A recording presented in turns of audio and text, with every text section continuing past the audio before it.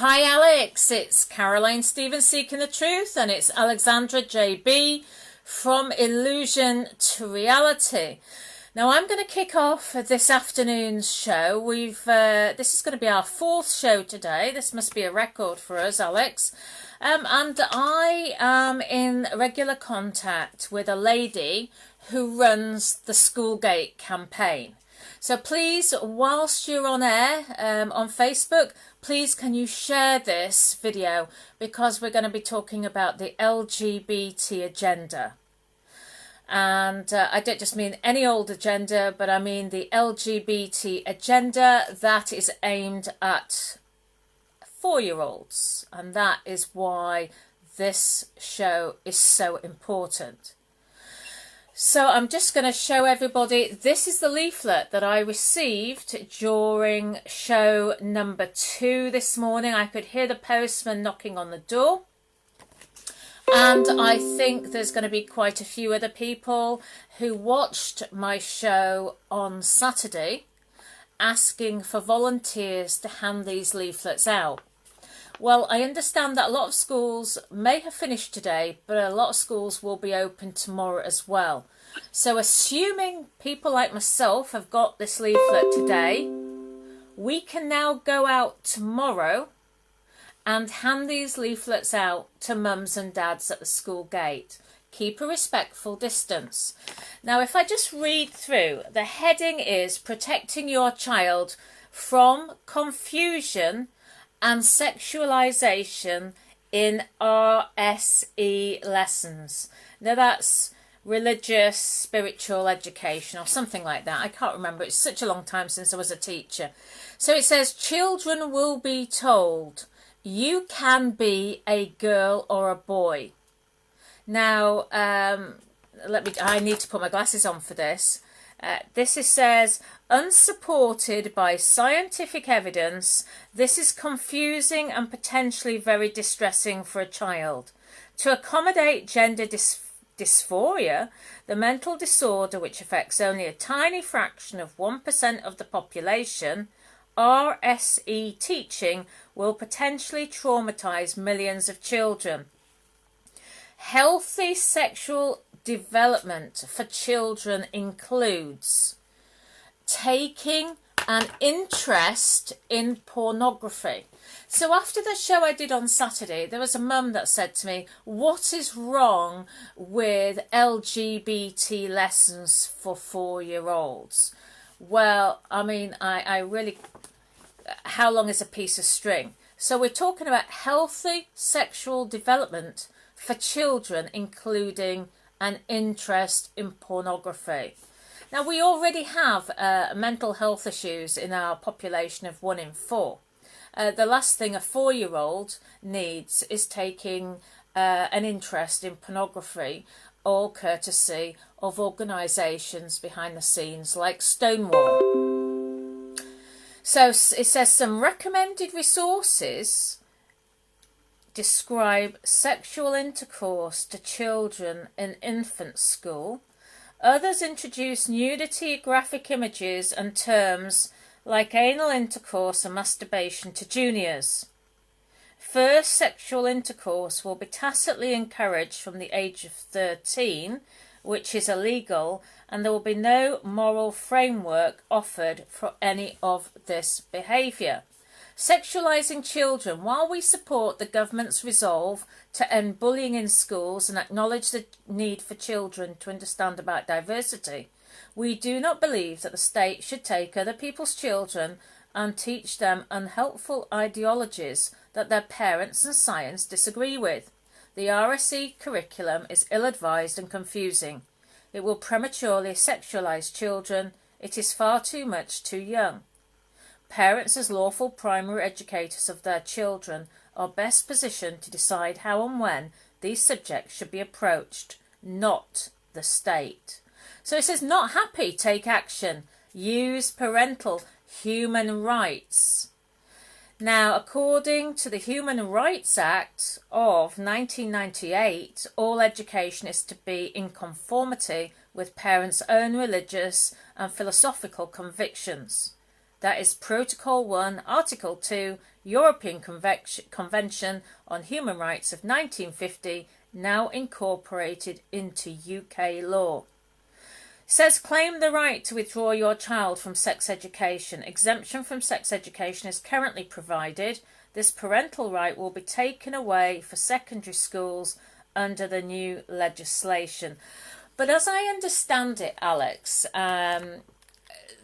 when parents in the past have been able to take their children out of sex education lessons at primary school, the idea now is to put those sexual matters into to English lessons. So you cannot take your child out of an English lesson. Now, what's life like for you over in Sweden? Yeah, I was not educated in Sweden like the primary school. I went here in the Czech Republic or Czechoslovakia by that time, and it was not like that at all. So it was a shock to come to Sweden as a young woman or so, and hear that 13 years old girl and boys are involved in sexual practices. It was like it was something that you shouldn't do here by that time in Czech Republic. And we are talking about 1980s.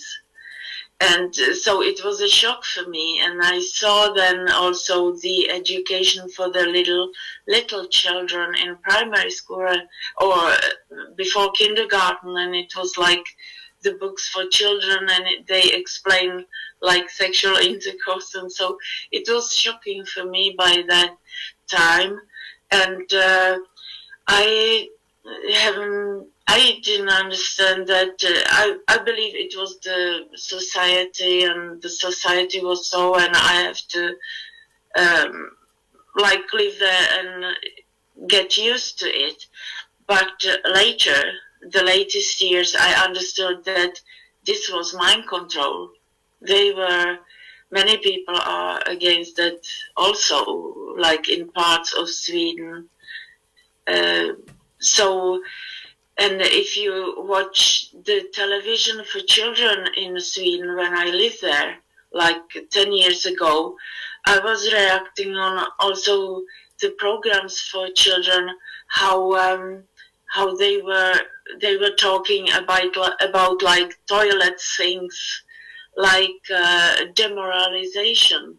Demoralization, that's yes. Well, the Tavistock Institute, I've done a few interviews, rather monologues I should say, about the Tavistock Institute, and there has been it's like, what is it, inverted situation where women have actually become denigrated and demoralized because of the way our society has been run. As you said before, you know, women going out to work has actually had the opposite effect on society, on our society.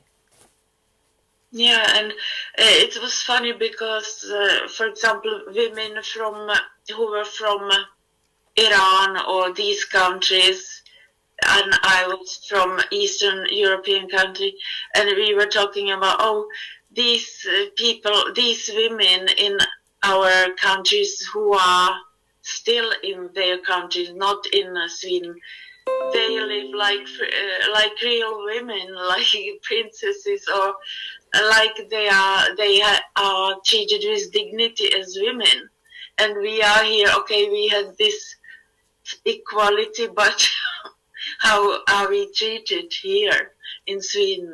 So what did you see? Have you actually had any experiences of being in a school in recent years, and have you seen the curriculum change to accommodate pornography in primary schools? Yeah, it's very big difference. I have a book from for 7th grade. It's for 13 years old or something like that, and it's education. These lessons are education for how to become a good citizen. And if you look at it, it's quite a lot of sexual LGBT, a lot of this. I don't know if you can see it. Here is a picture of a naked girl, naked boy, and you can see a shining number 6, and it looks like all-seeing eye of Lucifer. I don't know if you can see anything of it. I can. And where is that? Is that just a man-made picture? It's not a real picture. Yeah, it's a photography, and then like Photoshop there. So, and what I have been reacting is also in the English lessons, especially in the books for English classes, that they are programming them to speak a lot about the different so-called stars, pop stars and Hollywood stars. And the Illuminati then have the intention, for example, if they want to push something, some agenda like gun control, so they use these stars, and the children then look up to those stars, so that the Illuminati, the agenda to the children goes directly via these stars, so-called. Or there was another thing that I have seen also. They were programming them for these aliens or reptilians, good reptilians, like reptilian president was good and make the people like that they would survive, or programming them in English classes, and the parents have no idea what's inside of these books, and why are they programming them about some good reptilians. Wow, in Sweden they were talking about reptilians in the primary schools. In Czech Republic, it was also 7th grade, like I say 13 years old or something like that, 13, 14. But still. So you can see there is some kind of programming, and the children all the time they would play with like reptilian things, like toys. And I asked my cousin about my niece, she is 3 years old, and all these toys that we buy are animals, or even like ancient, like the one horn, how you call this? Unicorn. And so I asked her, does little Victoria, she's 3 years old, does she play with dolls at all? And she says, no, actually not. She's playing with the animals. And it's so that I believe children and also the little, like animals, their place, it would be preparation for the adult life. And I know it sounds like backward if I say that they should play with dolls, the girls, and so. But actually, especially the children that they are in some institution, and they remove the dolls, and so, and then later they will be mothers.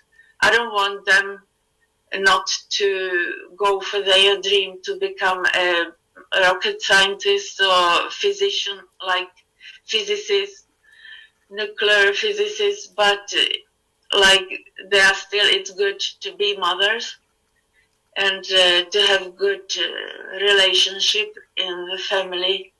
It's the most important, you know, and when they're taking their mums out of the household and putting them into work, and a lot of the mums really enjoy being at work and not wanting to come home, it's a bit of a sad indictment of a reflection on society, that it's really helped the New World Order gain a foothold into your family home, because life is tough enough without both people being at work, isn't it? Let's be honest. Yeah, and what they want now is like brave new world, that the children will not be born the usual way, as like mother giving birth to a child. They want to produce the children, they want to have total control over humanity, and it's such a big step, and many people don't understand what these people are up to, even in this field, that they don't want to allow people to have children. And it was Nazis during in Germany. It was also like remember what they were doing, producing.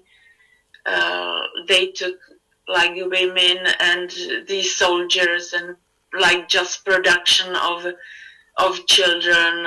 And do you remember from the books what the Nazis did? And now they want to do even worse, that they want to produce them in hatchery. Well, yes. I mean, the thing is, what a lot of people perhaps aren't aware of is why were so many children sent from the cities into the country? Who was perpetrating this? Who was behind this control situation? What happened to a lot of those children? And then apparently a lot of those children after World War II disappeared for good. A lot of people don't talk about that. People don't know about it. So the children have been disappearing from our country for many, many years. And as you say, the fact that we register our children with using the birth certificate, we actually have physically giving our children up to the state. I mean, our children are never really our children. We're here to look after them for a certain period of time on behalf of. But we don't believe, we've never realised that we are actually handing our children over to the state, which is why this sort of thing they seem to think they can get away with. But we need to get lots of people together, basically. You know, I keep saying this time and time again. This is something that if you feel strongly about, because the idea is to eradicate most of the human race, and of course, if you're an LGBT person, you're not going to be procreating. And of course, there's big question marks over vaccines as well. So it's very convenient, isn't it, to increase the numbers of people in our society, which are currently less than 5% overall, to be the majority, because they're not going to be producing more children. That is going to help them with their UN agenda. Absolutely. It's time to say that no, we have right to do what we believe is right, and so this is this agenda. Also, when you say that the people are disappearing, it's so many in the United States. I don't know if it's 40,000 a year or even more that disappear without nobody knows where they are. And also in your country, when I could travel now, I cannot hardly go to the shop to buy something very close, because I have been threatened because I'm speaking against the Illuminati. But when I was in your country 2012, and I wanted to photograph, I do a lot of photography of little children that were like 3-4 years old. It was no problem even in France or other country, Holland and so. But in your country, the British, maybe I could do a photograph of a little child when it was the parents were tourists, but not British people. So I believe that that children disappears. That I have the feeling that they are scared because children has disappeared, and it's why they don't want me to take pictures, like just for art and for a calendar or something for good purposes. I wouldn't do anything bad with it, of course, but it was so big difference how the feeling was in Britain, in London, and in other countries to take pictures of children. So I believe that children are disappearing in your country and that many people know about it. 12,000 a year, apparently. It's terrible. It is. And of course, this is the government system, the social services system, where children are being removed from their families, and social services can't account for those children once they've been placed in care sometimes.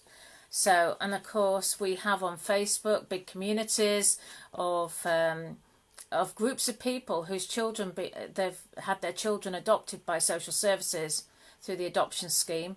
And there are people that are like hangers-on that are obviously part of the establishment. So they may accompany you into court, supposedly giving you advice, but they're actually collecting information for the state to have a totally joined up approach from the government. So to finish off with then, we have now, probably from tomorrow, I've on the grapevine, since we've done our interviews this morning, I've had a phone call. It would appear that we will end up with martial law at the end of tomorrow. Oh. Yeah, and that, if that happens and when it happens, this then obviously coincides with the fact that we have got Parliament working furiously on the LGBT agenda. It's working furiously on ensuring that our water is handed over to the global elites by terms of a global water strategy. And we've got the forthcoming digitisation of our currency. And that's just for starters. Never mind the fact that wherever I'm driving at the minute, there's a lot of roadworks. I don't know whether that has anything to do with 5G, what that's about, but it's really, really noticeable. And so, whiteout sky today, chemtrails from the military planes could be coming over from the USA. So we're going to do a session tomorrow, aren't we, Alex? And then next week we're going to focus on solutions. We've had so many distractions on Facebook, following this court case, following that court case. What people really don't understand, and it's something I didn't fully appreciate, is that anybody who knows the court system knows that all these court cases which are being brought to prominence on Facebook, on social media, it is a pantomime in the same way as people follow the pantomime in Parliament, thinking that our MPs represent us, but in fact they're just puppets working for the global elites. So it's about time we upskilled, we got awoke, as it were. We got to be awake to know that our politicians have so many monetary vested interests, and they get a salary, and they get expenses, and you've got people working in as a peer for what they earn in a day. A person on universal credit will get in a month here. So, and they get their expenses as well. People on benefits, when they're going for job interviews, they do not get those expenses, but the peers get £323 a day or thereabouts, plus expenses. This is our society, and our people think those people in the Houses of Parliament, that palace, deserve it? Now, how asleep are those people? No. No, it's good that we start to talk about how we will deal with this problem, the solutions, what we can do. We can let it continue just this way. Yes. We are not going to allow this. It's enough now. Enough is enough. Enough is enough, exactly. So, Alex, I'll see you tomorrow. What time shall we do a show tomorrow? I need to get some of these leaflets out to the primary schools around here. So I should be back, by about 10 o'clock, 10:30. So if you're around and the people at home are around, we will go live on Facebook tomorrow. We'll do a show tomorrow, and then next week we'll focus on solutions. Is that okay with you? Yes, it's perfect. Do I sound like a Good teacher? plan. All right, thank you so much everybody for watching. Please do share this video. If you've got children or grandchildren, you should be particularly interested in getting this information out at the school gate. We've had quite a lot of inquiries. I'm sure a lot of you have now got these leaflets. If you still want some leaflets and you know how you can distribute them, please drop me a line on sovereignty-democracy@protonmail.com. sovereignty-democracy@protonmail.com.